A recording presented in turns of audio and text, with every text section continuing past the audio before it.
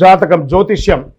ఈ జ్యోతిష్యం అనేది ప్రతి ఒక్కరికి కూడా నాకు ఈ నెల ఎలా ఉంటుంది, నాకు వ్యాపారం బాగుంటుందా, నాకు ఉద్యోగం బాగుంటుందా, నాకు వివాహం అవుతుందా, నేను రాజకీయాల్లో బాగుంటానా, నాకు సంతానం అవుతుందా, అందరికీ అన్ని రకాలైనటువంటి క్వశ్చన్స్ ఉన్నాయి కదా. వాటికి అన్నిటికీ ఈ నెల గోచార గ్రహస్థితులు ఎలా ఉందో కూడా చెప్తున్నాను. బాగా గుర్తుపెట్టుకోండి. జాతకం పడుతున్న వర్షానికి ఒక గొడుగు మాత్రమే, కానీ జాతకం జీవితం కాదు. ఈ నెల గ్రహస్థితులు: రవి జూలై 16 వరకు మిథునంలో ఉండి తర్వాత కర్కాటకంలోకి ప్రవేశిస్తున్నారు. కుజుడు జూలై 26 వరకు సింహంలో ఉండి తర్వాత కన్యా రాశిలో ప్రవేశిస్తున్నారు. బుధుడు ఈ నెలంతా కర్కాటక రాశిలో ఉంటున్నారు. గురుడు ఈ నెలంతా మిథున రాశిలో ఉంటున్నారు. శుక్రుడు జూలై 24 వరకు వృషభ రాశిలో ఉండి తర్వాత మిథున రాశిలోకి ప్రవేశిస్తారు. శని ఈ నెలంతా మీనరాశి, రాహు ఈ నెలంతా కుంభరాశిలో ఉంటారు, కేతు ఈ నెలంతా సింహరాశిలో ఉంటారు. గోచార గ్రహస్థితులు బట్టి ఈ నెల రాశి ఫలితాలన్నీ ప్రిడిక్ట్ చేయడం జరుగుతుంది. మీ వ్యక్తిగత జాతకానికి ఇదొక 30 నుంచి 40% మాత్రమే వర్తిస్తుంది. మీ వ్యక్తిగత జాతకం మీ పరిసర ప్రాంతాల్లో ఉన్నటువంటి గురువుల్ని సంప్రదించి జాతకం చెప్పించుకోండి, లేదా మా ద్వారా చెప్పించుకోవాలనుకుంటున్నారా కింద కనబడుతున్నటువంటి మా నెంబర్కి వాట్సప్ చెయ్యండి. నమస్కారం. జ్యోతిషాస్త్రరీత్యా ద్వాదశ రాశుల్లో 4వ రాశి అయినటువంటి కర్కాటక రాశి మిత్రులారా, మీరు పునర్వసు నక్షత్రం 4వ పాదం, పుష్యమీ నక్షత్రం 1, 2, 3, 4 పాదములు, ఆశ్లేష నక్షత్రం 1, 2, 3, 4 పాదాలకు జన్మించిన మీరు కర్కాటక రాశి వారుగా ఉంటారు. మీకు ఈ నెల శుభాశుభ ఫలితాలు ఎలా ఉన్నాయని చెప్తే, గృహ వాహన ప్రయత్నాలు యోగంగా ఉందని చెప్పచ్చు. అద్భుతం కర్కాటక రాశి వారికి. ఎందుకంటే అష్టమ శని తొలగిన తర్వాత ఇంకా నాకు రాహు వల్ల బాధ ఉందో, కేతు వల్ల బాధ ఉందో ఏది భయపడక్కర్లేదు. అవన్నీ కూడా ఛాయాగ్రహాలే, క్షణాల్లో వచ్చి క్షణాల్లో పోతుంది. కర్కాటక రాశి వారికి ఇంకా వాళ్ళు నక్క తోక తొక్కినట్టే అద్భుతమైనటువంటి విజయాలు విజయాలు విజయాలు విజయాలు అన్ని రంగం వారికి ఉందండి. కొత్త వారికి ఉద్యోగ స్థిరత్వం లభిస్తుంది. ఉద్యోగంలో మార్పు చేర్పులు చోటు చేసుకుంటుంది. సహ ఉద్యోగులు మీకు సహకరిస్తారు. పై అధికారులు మిమ్మల్ని ప్రశంసిస్తారు.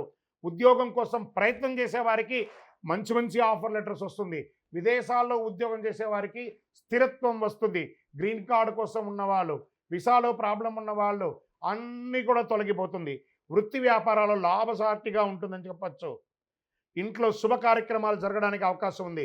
వివాహాది, ఉపనయనాది, గృహప్రవేశాది శుభ కార్యక్రమాలు, బారసాలు అన్నీ కూడా రాబోతున్నాయి.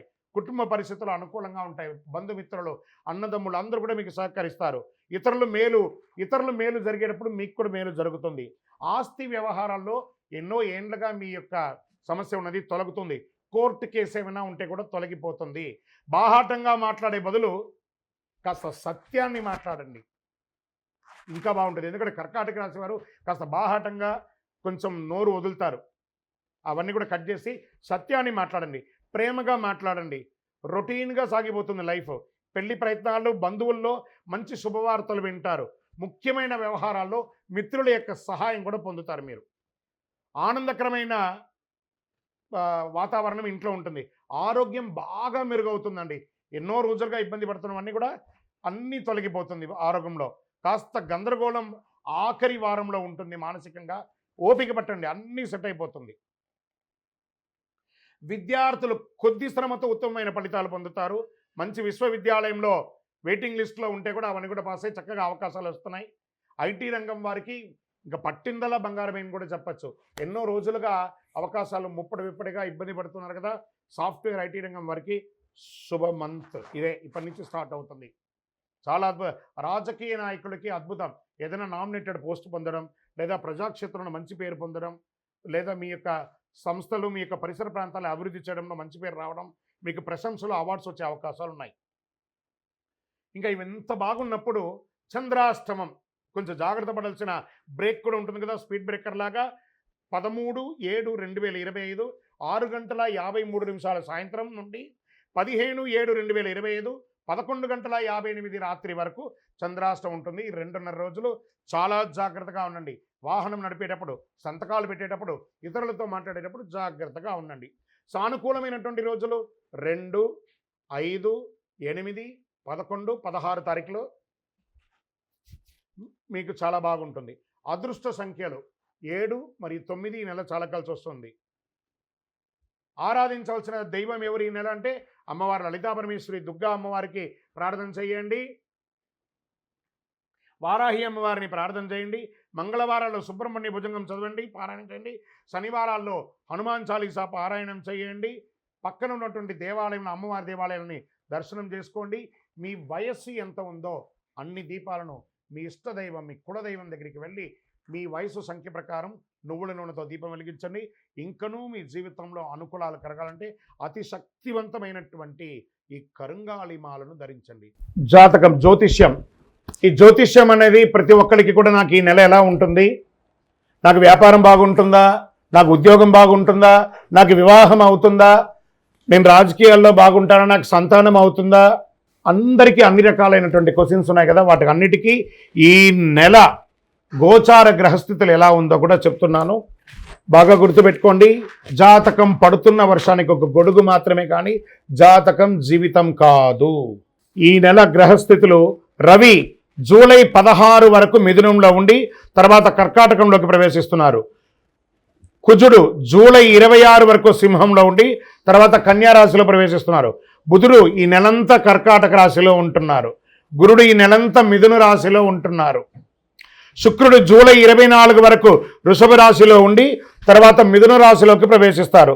శని ఈ నెలంతా మీనరాశి, రాహు ఈ నెలంతా కుంభరాశిలో ఉంటారు, కేతు ఈ నెలంతా సింహరాశిలో ఉంటారు. గోచార గ్రహస్థితులు బట్టి ఈ నెల రాశి ఫలితాలన్నీ ప్రిడిక్ట్ చేయడం జరుగుతుంది. మీ వ్యక్తిగత జాతకానికి ఇదొక 30 నుంచి 40% మాత్రమే వర్తిస్తుంది. మీ వ్యక్తిగత జాతకం మీ పరిసర ప్రాంతాల్లో ఉన్నటువంటి గురువుల్ని సంప్రదించి జాతకం చెప్పించుకోండి, లేదా మా ద్వారా చెప్పించుకోవాలనుకుంటున్నారా కింద కనబడుతున్నటువంటి మా నెంబర్కి వాట్సప్ చెయ్యండి. నమస్కారం. Hi friends, thank you for watching this video. ఈ వీడియో కనుక మీకు నచ్చినట్లయితే దయచేసి లైక్ చేయండి, షేర్ చేయండి. ముఖ్యంగా మా ఛానల్ 24/7 న్యూస్ టీవీని సబ్స్క్రైబ్ చేసుకోండి. ఆ తర్వాత మీ విలువైన అభిప్రాయాల్ని, మార్పులు, చేర్పులు, కావాల్సిన వీడియో ఏమన్నా ఉంటే మన వీడియో కింద కామెంట్ సెక్షన్లో కామెంట్ రూపంలో తెలియజేయండి. నమస్కారం, సాయిదంచిక మాట్లాడుతున్నాను. ప్లీజ్ సబ్స్క్రైబ్, షేర్, లైక్ చేయండి 24/7 టీవీ ఛానల్. హాయ్ నమస్తే, నేను మీ Sonia Akula. Please subscribe to 24/7 news TV. Hi అండి, అందరికీ నమస్తే. నేను Mankota Prasad. Please do subscribe 24/7 news TV.